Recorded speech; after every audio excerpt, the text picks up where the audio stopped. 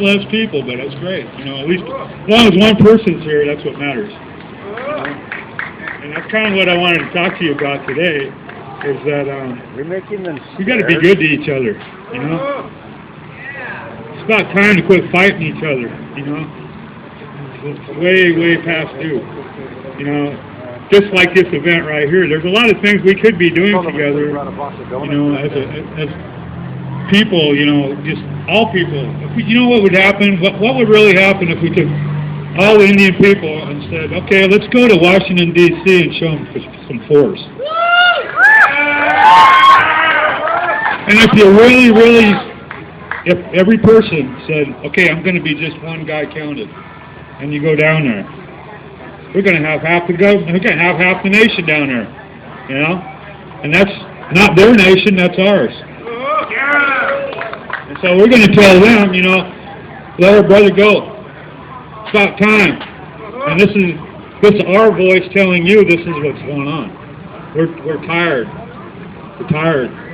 You know, people have been doing this for a long, long time, you know. And it's just a shame that people can get separated, you know. And that really hurts my heart, you know, to see something like that or to hear things. But so that's one thing I want to ask you today. Work together, be good to each other. You know? Do that for Leonard. If nothing else, do it for him. You know, he needs everybody. That means stand together strong. You can't do that if you're always against each other. So let's work together. You know, let's get that done. Good thing. Everybody keeps telling me that I look like I've been real happy lately, so I'm going to get married in about another week or so.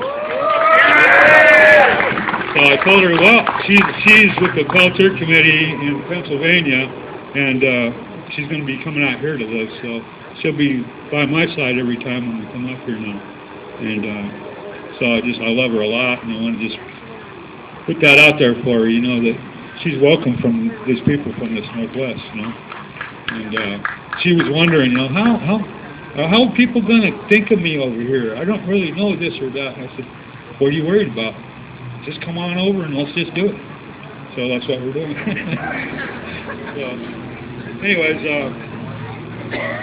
there was a lot of other things, you know, that I always try to take up with uranium mining and this and that, but I think most of that was already covered today. So now that's why I wanted to make that be good to each other the main thing that I wanted to tell you today, because, you know, once you can be good to somebody else, you're going to feel that in your own heart. You can come and say a prayer right here. Do that every day. Make that connection with the earth. Make that connection with God. Make that connection with all them relatives that we have. When you can do that and you come together like that, everything that you do is going to be in a good way. Do it together. I hope.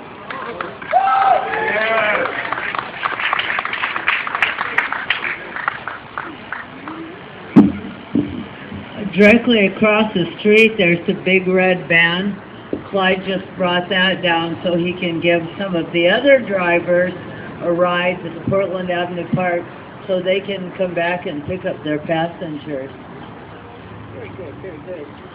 I'm going to have Zoltan Grossman from Evergreen State College come up and speak at this time. And after that will be, I won't say his father's name, David Duenas. Are you still here, David? Somewhere. Okay. Thank you. It's an honor to have been asked to speak today. I'm originally from the Midwest Treaty Network in Wisconsin. And out there in the Midwest, we had heard for many years about this gathering for Leonard Peltier held in Tacoma. So this is a beautiful day. It was a beautiful walk, beautiful drum, and it was kind of a legend in the Midwest that people gathered here every year in Tacoma to keep Leonard Peltier front and center. We didn't know anything about that there was a dome here. We didn't know what a glass museum is. But we knew that this gathering happened, and we knew that people were keeping Leonard Peltier's message alive and out in front. I first got involved about 33 years ago, about 79, in the Black Hills Alliance to try and keep the mining companies out of the Black Hills, and successfully kept most of the mining companies, the coal uranium mining companies, out. And I also worked in Wisconsin when there was a fishing rights struggle, a little war there between the tribes, the Ojibwe and the sport fishing groups, and stood with them in the Witness for Nonviolence. And then also tried to bring together some of those sport fishers and the tribes to try and unite to protect the fish from the mining companies. And we kicked most of the mining companies out of Wisconsin. And that was all because of the model of the Black Hills Alliance and what people like Leonard, people like many other people, Lakota people, were doing in the Black Hills. In the last 7 years, I've been at Evergreen teaching world geography, native studies, and there's really a relationship between those two, because it's the colonization of Native America that was the testing ground, that's the template, the model for everything else that the American Empire has done since. The Philippines, Vietnam, Latin America, the Middle East. If you notice, they always talk about tribal regions in the Middle East. That's really what it's about. And so, looking at Pine Ridge that way, in 1973, the tail end of the Vietnam War was like a mopping up operation. It was trying to complete the job back home. And there was intense military involvement in trying to defend a dictator, a local dictator on Pine Ridge Reservation, just like the dictators that were being defended in Vietnam and Latin America. The head of the FBI down there, Norman Zagrossi, actually said at the time that Lakota people are a conquered people, and when you're a conquered people, you submit to the dictates of the people who conquered you. So they understood perfectly well what they were doing in trying to prosecute Leonard Peltier. Earlier, with the siege of Wounded Knee, there were Phantom jets, armored personnel carriers, the 82nd Airborne was there. They were all prepared to invade on May 10th, 1973, but the siege ended on May 8th. And so after Wounded Knee, there was a reign of terror, as Ramona mentioned earlier, with dozens of people being killed, culminating in the shootout at Oglala, June 26, 1975, which was about 2 months after the end of the Vietnam War. That's how long ago this was. The shootout was about the same time as the end of the Vietnam War. It's almost as if today the U.S. was holding Vietnamese prisoners from the Vietnam War still today. So you really get the feeling that, you know, that's not what's happening. What's actually happening between the U.S. and Vietnam, 58,000 Americans were killed, 2 million Vietnamese were killed, and yet there's dialogue. Some veterans have gone back. We honor those veterans. Have gone back to Vietnam trying to build some dialogue, try to have some mature conversation about what happened, to treat each other as human beings.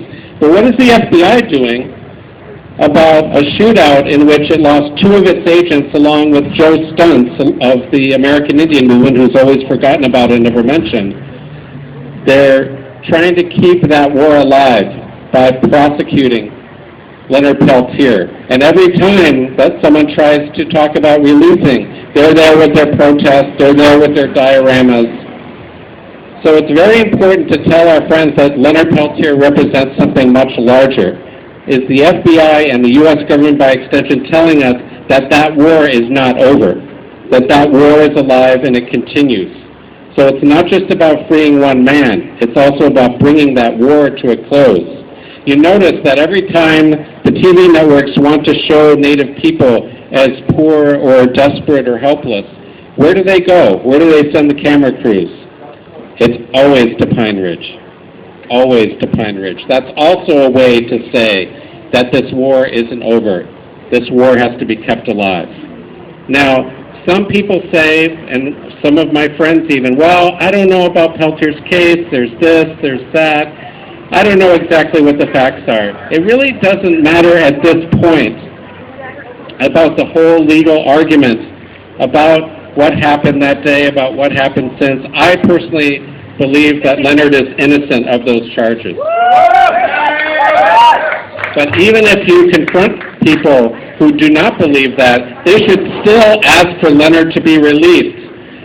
And ask them, do you really believe that he would have been in prison for 36 years if these charges were not political? He is a political prisoner. And by releasing him, we can create the idea that this war should be drawn to a close.